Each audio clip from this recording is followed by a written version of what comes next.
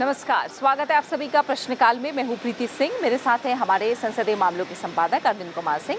प्रश्नकाल में आपके लिए हम एक बार फिर अनस्टार्ट क्वेश्चंस यानी अतारांकित प्रश्नों को लेकर आए हैं। ये वो प्रश्न है जिनका जवाब जब संसद सत्र चल रहा होता है और कार्यवाही चल रही होती है तब प्रश्नकाल में लिखित रूप में सदन में दिया जाता है संबंधित मंत्रालय के मंत्रियों की तरफ से। तो आज हम आपके सामने जो प्रश्न लेकर आए हैं उनमें पहला प्रश्न है रेलवे की आमदनी बढ़ाने के प्रस्ताव को लेकर। ये जो प्रश्न पूछा है वो प्रोफेसर एमवी राजीव गौड़ा जी ने पूछा है, तो इसका उत्तर क्या मिला अरविंद जी, बताइए। जी बिल्कुल, प्रोफेसर राजीव गौड़ा ने जो उसमें पूछा है सवाल प्रीति, वो 3 हिस्सों में है। पहला तो उन्होंने ये जानना चाहा कि 2018-19 और उसके जो पहले का साल था 2017-18 उसमें कुल कितनी आमदनी टिकटों की बिक्री से हुई, यानी यात्री यातायात से। दूसरा पूछा है गिव इट अप स्कीम, जो है जो टिकट पर राज्य सहायता को छोड़ने की जो स्कीम है उस पर कितनी आमदनी की वृद्धि अपेक्षित है। फिर ये पूछा कि माल जो सेवाएं हैं उसमें आमदनी बढ़ाने के लिए मंत्रालय ने क्या प्रस्ताव किया है, क्योंकि अगर आप मोटे तौर पर देखेंगे प्रीति तो ये बड़ा लंबा चौड़ा सवाल है और उसका जवाब भी इतना ही लंबा चौड़ा है, क्योंकि पिछले कई वर्षों से रेलवे के लिए एक बड़ी चिंता का विषय रहा है, ख़ासतौर पर यात्री और माल यातायात को कैसे बढ़ाया जाए।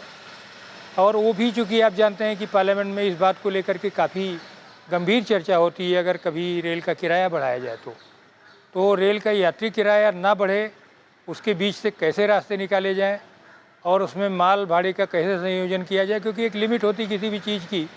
माल ढुलाई जो है आज भी रेलवे की कुल आमदनी का करीब 70% होती है, बाकी यात्री यातायात जो है वो 30% से भी कम है जिससे आमदनी हो रही है। तो दोनों आमदनी को बढ़ाने के लिए इसके अलावा जो एडिशनल रेवेन्यू हो सकता है रेलवे का, आपने देखा होगा जैसे अभी इसी बीच में जो एक पहली कॉरपोरेट ट्रेन चली है, उसके अलावा स्पीड पर फोकस किया गया, तो रेलवे कई तरीके अपना रहा है जिससे आमदनी बढ़े। तो इसमें पहले तो आमदनी का बताया है कि 2017-18 में जो यात्री यातायात यानी पैसेंजर सेगमेंट में जो आय हुई रेलवे की, वो हुई थी 48,643 करोड़ 14 लाख रुपये, और 2018-19 में ये बढ़ गई है, ये हो गई 51,066 करोड़ रुपए हो गई है। मतलब इससे ज़्यादा हो गई है, क्योंकि अगर आप पूरा आंकड़े देखेंगे तो इसमें अब आगे दिया है कि जो किराया और माल भाड़ा जो है इसकी दरों को एक युक्त संगत बनाना एक ऐसा विकल्प है जो इसका लगातार मूल्यांकन चलता रहता है जो है। और उसके अलावा जो गिव इट स्कीम जो है वो कितना कारगर होगी नहीं होगी, ये आने वाले समय पर ये निर्भर करेगा कितने लोग छोड़ते हैं। इसके अलावा कई योजनाएं ये किया है, पिछले 5 सालों का एक पूरा विवरण दिया हुआ है जिसमें दिया है कि पूरे माल भाड़ा के ग्राहकों के लिए एक लॉन्ग टर्म टैरिफ का एक पूरा स्ट्रक्चर बनाया गया है। उसके अलावा डबल स्टैक कंटेनर का मतलब है कि 2 मंजिलें जो है वो, मतलब जैसे अब हमारा जो एक नया जो जिसमें हमने एक प्रश्न भी लिया है कि जो डेडिकेटेड फ्रेट कॉरिडोर है उसको पहली बार किया कि डबल स्टैक कंटेनर चलेंगे, उसमें वाली एक कंटेनर के ऊपर भी एक कंटेनर होगा और उसी हिसाब से पूरा का पूरा सेगमेंट भी जो है इलेक्ट्रीफाइड होगा, तो ये डबल स्टैक कंटेनर। उसके अलावा एडवांस फ्रेट स्कीम लागू की गई है और स्टेशन से स्टेशन पर अलग अलग दरें जो है तय करने की बात है। जो तौल नीति है उसको भी ग्राहकों के अनुकूल बनाया गया है और जो कुछ पोर्ट पर जो बंदरगाह है वहाँ कुछ एडिशनल चार्जेज वगैरह लगते थे उसको ठीक किया है। उसके अलावा रोरो है जो रोल ऑन रोल ऑफ, इस सेवा को भी बढ़ाया गया है, यानी ट्रकों वगैरह का मूवमेंट भी, जैसे लोडेड ट्रक जो है रेलवे पे आप भेज सकते हैं। और ऐसे कोयला का जो यातायात है उसको भी और बेहतर किया गया है उसमें। और दूरी जो है 400 किलोमीटर की जो थी उसको बढ़ा के 600 किलोमीटर किया गया है। और मिनी रैक लदान में भी आंशिक लचीलापन लाया गया है। पहले ये था कि भाई पूरी एक रैक होगी, वो काफ़ी लंबी चौड़ी, तो इस तरह के कई प्रयास किए गए हैं। और 1 नवंबर 2018 से माल भाड़ा की जो दरें हैं उसको और व्यवस्थित बनाया गया है और कंटेनर गाड़ियों को जो प्रभार था उसमें 5% की बढ़ोतरी की गई है। तो कुल मिला के रेलवे का अगर आप देखेंगे प्रीति, तो इस बीच में कई ऐसे प्रयास किए गए हैं जिससे रेलवे में आमदनी बढ़ाई जा सके और केवल जो माल भाड़ा या जो है यात्री यातायात के पक्षों पर ही ध्यान नहीं दिया रेलवे ने, उसके अलावा जो पक्ष हो सकते हैं, जैसे मान लीजिए रेलगाड़ियों पर विज्ञापन है, रेलवे की ज़मीनों का व्यावसायिक इस्तेमाल है और कई तरीके रेलवे ने तलाशा है। अब एक बड़ा महत्वपूर्ण पक्ष है प्रीति, अगर आप देखेंगे तो पिछले कुछ सालों में रेलवे की बड़ी आलोचना हुई थी दुर्घटनाओं को लेकर के, लेकिन हम ये देख रहे हैं कि इस बीच में रेलवे में दुर्घटनाओं की संख्या घटी है। उसमें अनमैन्ड लेवल क्रॉसिंग ख़त्म कर दी है रेलवे ने, कई प्रयास किए हैं। क्या जवाब दिया है मंत्री ने इसका जो है? जी, आर वैद्यलिंगम जी ने जो सवाल पूछा, उन्होंने ये पूछा है कि क्या ये सच है कि 2018-19 के दौरान 59 दुर्घटनाएं हुई जिनमें 37 लोगों की मौत हुई है और 108 लोग घायल हुए। अगर ये सच है तो पूरा ब्यौरा बताइए। तो इसका उत्तर रेल मंत्री पीयूष गोयल ने दिया। उन्होंने कहा हाँ, ये सही है, 2018-19 के दौरान कुल 59 रेल दुर्घटनाएं हुई हैं। अब उन्होंने बताया है कि इसमें जो 46 हैं वो गाड़ी के पटरी से उतरने की वजह से दुर्घटनाएं हुई। साथ ही 6 दुर्घटनाएं ऐसी रहीं जो गाड़ी में आग लगने की वजह से हुई, और इनमें 3 ऐसी हैं जो मैन लेवल क्रॉसिंग पर दुर्घटनाएं हुई और 3 ऐसी हैं जो अनमैन लेवल क्रॉसिंग पर दुर्घटनाएं हुई हैं। साथ ही एक विविध दुर्घटना भी थी इनमें से। तो ये पूरा ब्यौरा उन्होंने इन 59 रेल दुर्घटनाओं को लेकर दिया है और ये बताया है कि इन दुर्घटनाओं में कुल 37 व्यक्तियों की मौत हुई और 108 व्यक्ति घायल हुए। और ये भी उन्होंने बताया है कि अब जब देखा जा रहा है, अगर तुलना की जाए तो साल दर साल दुर्घटनाओं में कमी आ रही है और इसको लेकर काफ़ी कोशिशें भी की जा रही हैं। 2013-14 में उन्होंने बताया कि संख्या थी 118 रेल दुर्घटनाओं की, जो कि 2016-17 में 104 हो गई कम होकर, 2017-18 में ये 73 हो गई और अब 2018-19 में घटकर 59 रह गई हैं। वहीं आर वैद्यलिंगम जी का एक भाग ये भी था कि क्या ये भी सच है कि कई मामूली दुर्घटनाओं को कभी सूचित ही नहीं किया गया? अगर ऐसा है तो कारण क्या है?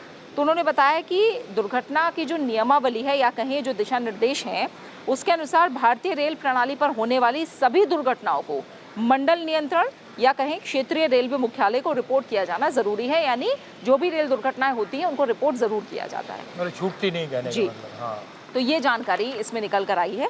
आगे अगले प्रश्न पर आते हैं और अगला जो प्रश्न है वो है टक्कर रोधी उपकरणों की स्थापना। अभी हमने दुर्घटनाओं की बात की, अब टक्कर रोधी उपकरणों की अगर बात करें, इनकी स्थापना को लेकर सवाल है नरेंद्र कुमार स्वयं जी का। इसमें क्या उत्तर एक महत्वपूर्ण सवाल है। जो एंटी कोलिजन डिवाइस जो है प्रीति, ये एक ऐसी डिवाइस है जो कि रेलगाड़ियों को आमने सामने की या आगे पीछे से जो टक्कर है उसको रोकती है। तो ये इस पर विचार जो शुरू हुआ बेसिकली क्या है कि हमारा स्वदेशी प्रयास है और हमारा जो कोंकण रेलवे कॉरपोरेशन है उसी ने इसको डेवलप किया और कई जगह इसके सफल प्रयोग भी हुए। ये कुछ ऐसी व्यवस्था बनाती है कि रेलगाड़ी की आपस में टक्कर नहीं हो पाएगी। और ये जो पिछली शताब्दी की सबसे जो भयानक रेल दुर्घटना हुई, जिसको फिरोजाबाद रेल दुर्घटना कहा जाता है, वो इस तरह की दुर्घटना हुई थी कि एक नीलगाय ने जो है आकर के एक रेलगाड़ी के अंदर प्रवेश कर गई और वो रेलगाड़ी रुक गई और उसके पीछे से रेलवे स्टेशन पर जो है उसको दूसरी रेलगाड़ी को छोड़ दिया गया।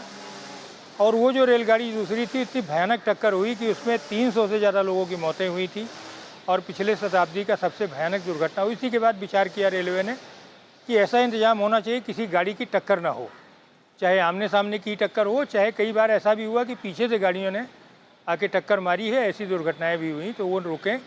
उसके लिए कोंकण रेलवे की जो डिवाइस थी, जो है ट्रेन कोलिजन जो सिस्टम है, डिवाइस सिस्टम है, उसके लिए इन्होंने करीब करीब जो विवरण है, इसका विवरण बताऊंगा मैं। इसमें स्वयं जी ने जो पूछा है तो ये कहा कि कोंकण रेलवे की जो डिवाइस है इसको पूर्वोत्तर सीमा रेलवे जो क्षेत्र है, यानी जो हमारा पूर्वोत्तर का जितना भी इलाका है, जिसमें 1736 किलोमीटर पर ये पायलट प्रोजेक्ट के तहत जो है इसको लिया गया था। और कई तरह के जो परीक्षण हुए हैं उसमें जटिल परिचालन और तकनीकी समस्याओं का पता चला, जिसमें पूरी तरह से इसमें जिसका समाधान नहीं हो पाया था, इस नाते इसका विस्तार नहीं किया गया है। और लेकिन इन्होंने कहा कि कई ऐसी ऑटोमेटिक ट्रेन प्रोटेक्शन की प्रणालियां इस समय मौजूद हैं जिसका जो है जिससे मतलब ये जो टक्कर है रेलवे में जो होती हैं, इससे नियंत्रित करने में मदद मिल रही है। और ये भी बताया कि 345 किलोमीटर जो है दिल्ली आगरा खंड पर, जो 200 किलोमीटर है दिल्ली आगरा खंड पर, उसमें चेन्नई उपनगरीय खंड का 117 किलोमीटर है और मेट्रो रेल कोलकाता का 28 किलोमीटर जो है, इस पर यूरोपीय गाड़ी कंट्रोल सिस्टम जो है ये लगाया गया है। सेंट्रल रेलवे जो हमारा है उसमें और पश्चिम रेलवे में, जो इसके अलावा मुंबई के उपनगरीय खंडों में सहायक चेतावनी प्रणाली जो है वो जो इसका पुराना स्वरूप काम कर रहा है, जिससे जो है टक्कर रोकने में मदद मिल रही है। तो इस तरह की कई चीज़ें जो है इसमें दिखाई गई हैं। और कहा गया कि दक्षिण मध्य रेलवे है, इसमें 1199 किलोमीटर पर विस्तारित परीक्षण की प्रणाली को लागू किया जा रहा है। कुछ ऐसे प्रयोग किए जा रहे हैं जो है। तो इसके अलावा जो रेलवे ने ये बताया कि जो पटरियों के जो दोष हैं, आंतरिक दोषों का पता लगाने के लिए भी टेक्नोलॉजी वगैरह, और जो हमारा रेल पथ अनुरक्षण है यानी ट्रैक रिन्यूअल, ट्रैक मैनेजमेंट, इसको भी ठीक किया जा रहा है। तो ये सारे प्रयास ऐसे हैं जिनसे जो है रेलवे की सुरक्षा संरक्षा बेहतर करने में मदद मिली है। तो प्रीति, एक सवाल बड़ा महत्वपूर्ण है 3D टेक्नोलॉजी को लेकर रेलवे में। क्या ये टेक्निक जो है सिमुलेटर में यूज हो रही है, जिससे ड्राइवर को पता चल सके, लोको पायलट जिनको हम बोलते हैं, कि एक्चुअली में वो गाड़ी चला रहा है? क्या है ये टेक्नोलॉजी, क्या बताया? ये इसके बारे में जो जानकारी मांगी है मोहम्मद नदीमुल हक जी ने, उन्होंने कहा है रेलवे द्वारा वर्तमान में प्रयोग में लाई गई 3D तकनीक, यानी जैसे 3 डायमेंशनल टेक्निक कहते हैं, उसका ब्यौरा क्या है। और इस संबंध में रेलवे द्वारा निजी कंपनियों के साथ किए गए सहयोग का ब्यौरा भी उन्होंने मांगा है। भविष्य में इसको 3D तकनीक के प्रयोग को लेकर क्या योजनाएं हैं और आवंटित जो धनराशि है अब तक रेलवे द्वारा 3D तकनीक के प्रयोग हेतु कर्मचारियों की क्षमता निर्माण प्रशिक्षण के लिए वो कितनी है। जवाब दिया रेल मंत्री पीयूष गोयल ने। उन्होंने बताया कि वर्तमान में भारतीय रेल के लोको पायलट या कहें मोटरमैन को एक तरह से पूरा व्यवहारिक अनुभव हो, किस तरह से ट्रेन चल रही है, पूरा व्यवहारिक अनुभव हो, ये देने के लिए 3D प्रौद्योगिकी से युक्त सिमुलेटर का उपयोग किया जा रहा है। और वर्तमान में भारतीय रेल में कुल 29 सिमुलेटर का उपयोग किया जा रहा है। इनमें 15 डीजल लोको सिमुलेटर हैं, 11 इलेक्ट्रिक सिमुलेटर हैं, 2 EMU या मेमू सिमुलेटर हैं और 1 डेमो सिमुलेटर है। साथ ही उन्होंने बताया है कि मेसर्स कोरिस फ्रांस और मेसर्स सीडैक ऑस्ट्रेलिया दोनों सॉफ्टवेयर के अपग्रेडेशन के लिए मेंटेनेंस सर्विस और पैचेस भी मुहैया करा रहे हैं। साथ ही उन्होंने बताया कि इलेक्ट्रिक लोको और मेमू या EMU के लिए अतिरिक्त 38 सिमुलेटर की खरीद के लिए कुल 423.70 करोड़ रुपए स्वीकृत भी किए गए हैं, यानी 423 करोड़ 70 लाख रुपए भी स्वीकृत किए गए हैं। तो ये जानकारी इसमें निकल कर आई है। और इसके साथ अरविंद जी, हमने आज रेलवे विभाग से जुड़े प्रश्न लिए हैं, तो आज के अंक हमें यही समेटना होगा क्योंकि आज का समय पूरा हो गया है। फिलहाल अगले अंक में कुछ और रोचक जानकारियों के साथ हम फिर से हाजिर होंगे। तब तक के लिए मुझे और अरविंद जी को इजाज़त दीजिए। नमस्कार।